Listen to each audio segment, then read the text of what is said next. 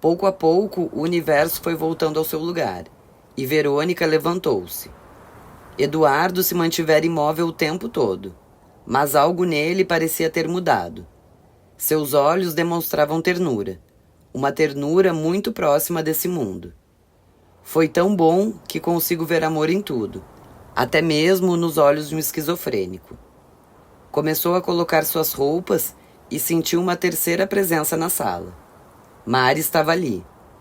Verônica não sabia quando ela havia entrado, o que escutara ou vira, mas mesmo assim não sentia vergonha ou medo. Apenas olhou-a, com a mesma distância com que se olha uma pessoa próxima demais. Fiz o que você sugeriu, disse. Cheguei longe. Mari permaneceu em silêncio. Tinha acabado de reviver momentos muito importantes de sua vida e sentia um certo mal-estar. Talvez fosse hora de voltar para o mundo, enfrentar as coisas lá fora, dizer que todos podem ser membros de uma grande fraternidade, mesmo sem nunca terem conhecido um hospício. Como aquela garota, por exemplo, cuja única razão por estar em Villette era ter atentado contra a própria vida. Ela jamais conhecera o pânico, a depressão, as visões místicas ou psicoses ou limites que a mente humana pode nos levar. Embora conhecesse tantos homens, nunca experimentara o que há de mais oculto em seus desejos, e o resultado é que não conhecia nem metade de sua vida. Ah, se todos pudessem conhecer e conviver com a sua loucura interior, o mundo seria pior? Não. As pessoas seriam mais justas e mais felizes. Por que nunca fiz isso antes? Ele quer que você toque mais uma música, disse Mari, olhando para Eduardo. Acho que ele merece. Farei isso, mas responda. Por que nunca tinha feito isso antes? Se sou livre, se posso pensar em tudo o que quero, por que sempre evitei imaginar situações proibidas? Proibidas? Escute, eu já fui advogada e conheço as leis. Também já fui católica e sabia de cor grande parte da Bíblia. O que você quer dizer com proibida? Mari aproximou-se dela e ajudou-a a vestir o suéter. Olhe bem nos meus olhos e não esqueça o que vou lhe dizer. Só existem duas coisas proibidas. Uma pela lei do homem e outra pela lei de Deus. Nunca force uma relação com alguém, que é considerado estupro. E nunca tenha relações com crianças, porque esse é o pior dos pecados. Afora isso, você é livre. Sempre existe alguém querendo exatamente a mesma coisa que você deseja. Mari não estava com paciência de ensinar coisas importantes a alguém que iria morrer logo. Com um sorriso disse, boa noite, e retirou-se. Eduardo não se moveu, esperando sua música.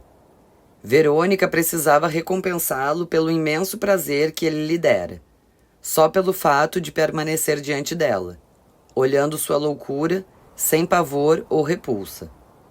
Sentou-se no piano e recomeçou a tocar. Sua alma estava leve, e nem mesmo o medo da morte lhe atormentava mais. Tinha vivido o que sempre escondera de si mesma. Tinha experimentado os prazeres de virgem e de prostituta, de escrava e rainha, mais de escrava do que de rainha.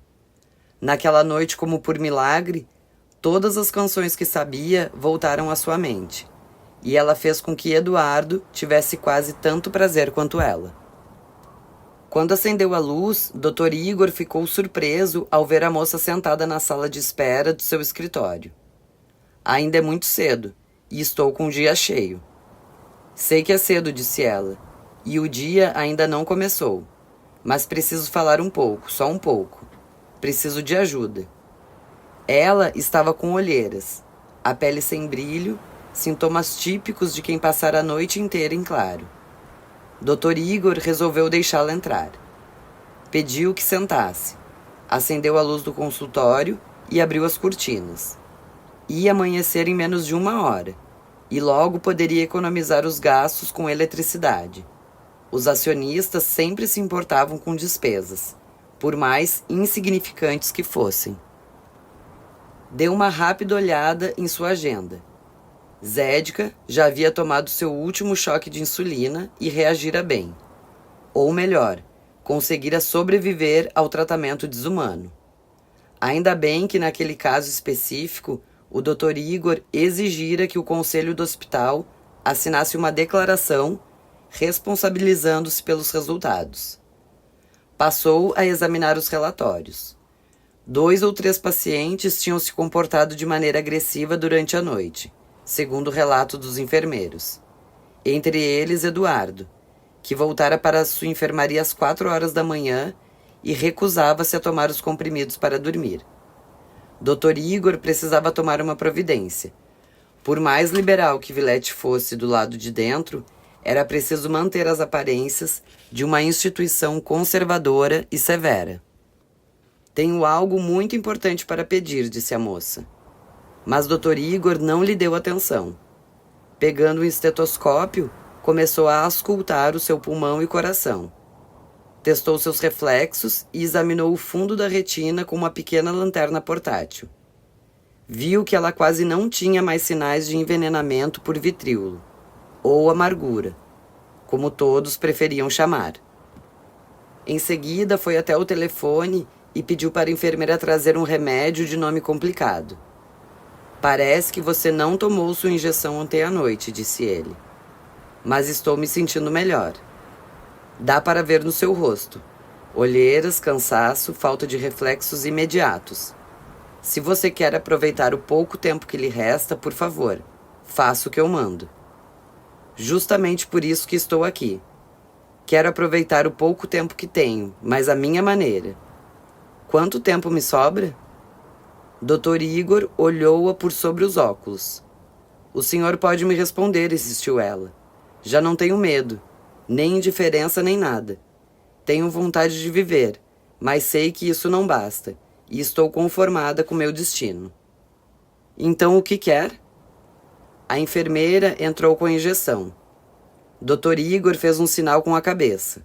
Ela levantou delicadamente a manga do suéter de Verônica. Quanto tempo me resta? Repetiu Verônica, enquanto a enfermeira aplicava a injeção. 24 horas, talvez menos. Ela baixou os olhos e mordeu os lábios, mas manteve o controle. Quero pedir 2 favores. O primeiro, que me dê um remédio, uma injeção, seja o que for, de modo que eu possa ficar acordada e aproveitar cada minuto do que sobrou da minha vida. Eu estou com muito sono, mas não quero mais dormir. Tenho muito o que fazer. Coisas que sempre deixei para o futuro, quando pensava que a vida era eterna. Coisas pelas quais perdi o interesse, quando passei a acreditar que a vida não valia a pena. E qual o seu segundo pedido? Sair daqui e morrer lá fora. Preciso subir no castelo da minha cidade, que sempre esteve ali, e nunca tive a curiosidade de vê-lo de perto. Preciso conversar com a mulher que vende castanhas no inverno e flores na primavera. Quantas vezes nos cruzamos e eu nunca lhe perguntei como passava? Quero andar na neve sem casaco, sentindo o frio extremo. Eu que sempre estive bem agasalhada, com medo de pegar um resfriado. Enfim, Dr. Igor, eu preciso apanhar chuva no rosto, sorrir para os homens que me interessam, aceitar todos os cafés para os quais me convidam. Tenho que beijar minha mãe, dizer que a amo, chorar no seu colo, sem vergonha de mostrar meus sentimentos, porque eles sempre existiram, e eu os escondi. Talvez eu entre na igreja, olhe aquelas imagens que nunca me disseram nada, e elas terminem me dizendo alguma coisa. Se um homem interessante me convidar para uma boate, eu vou aceitar, e vou dançar a noite inteira, até cair exausta. Depois irei para a cama com ele, mas não da maneira como fui com os outros, ora tentando manter o controle, ora fingindo coisas que não sentia. Quero me entregar a um homem, a cidade, a vida e finalmente a morte. Houve um pesado silêncio quando Verônica acabou de falar. Médico e paciente se olhavam nos olhos, absortos, talvez distraídos com as muitas possibilidades que simples 24 horas podiam oferecer. Posso lhe dar alguns medicamentos estimulantes, mas não aconselho seu uso, disse finalmente Dr. Igor. Eles afastarão o sono, mas também levarão embora a paz que você necessita para viver tudo isso. Verônica começou a sentir-se mal. Sempre que tomava aquela injeção, algo de ruim acontecia em seu corpo. Você está ficando mais pálida. Talvez seja melhor ir para a cama e voltaremos a conversar amanhã. Ela sentiu de novo vontade de chorar, mas continuou mantendo o controle. Não haverá amanhã, e o senhor sabe disso. Estou cansada, Dr. Igor, extremamente cansada. Por isso pedi os comprimidos. Passei a noite em claro, entre o desespero e a aceitação. Podia ter um novo ataque histérico de medo, como aconteceu ontem. Mas de que adiantaria? Se ainda tenho 24 horas de vida e há tantas coisas diante de mim, decidi que era melhor deixar o desespero de lado. Por favor, Dr. Igor, deixe-me viver o pouco que tenho. Porque nós dois sabemos que amanhã pode ser tarde. Vá dormir, insistiu o médico, e volte aqui ao meio-dia. Tornaremos a conversar. Verônica viu que não havia saída. Vou dormir, mas voltarei. Ainda temos alguns minutos? Alguns poucos minutos. Estou muito ocupado hoje. Vou ser direta então. Ontem à noite, pela primeira vez, eu me masturbei de uma maneira completamente livre. Pensei em tudo que nunca ousara pensar. Tive prazer em coisas que antes me assustavam ou me repeliam. Dr. Igor assumiu a postura mais profissional possível. Não sabia onde essa conversa podia chegar e não queria problemas com seus superiores. Descobri que sou uma pervertida, doutor. Quero saber se isso colaborou para que eu tentasse o suicídio. Há muitas coisas que eu desconheci em mim mesma. Bem, é apenas uma resposta, pensou ele. Não preciso chamar a enfermeira para testemunhar a conversa e evitar futuros processos por abuso sexual. Todos nós queremos fazer coisas diferentes, respondeu o doutor. E os nossos parceiros também. O que há de errado? Responde o senhor. Há tudo de errado. Porque quando todos sonham e só alguns poucos realizam, o mundo inteiro sente-se covarde. Mesmo que esses poucos estejam certos? Quem está certo é quem é mais forte. Nesse caso, paradoxalmente, os covardes são mais corajosos e conseguem impor suas ideias. Dr. Igor não queria ir mais longe. Por favor, vá descansar um pouco, porque tenho outros pacientes a atender. Se você colaborar, verei o que posso fazer com relação ao seu segundo pedido. A moça saiu.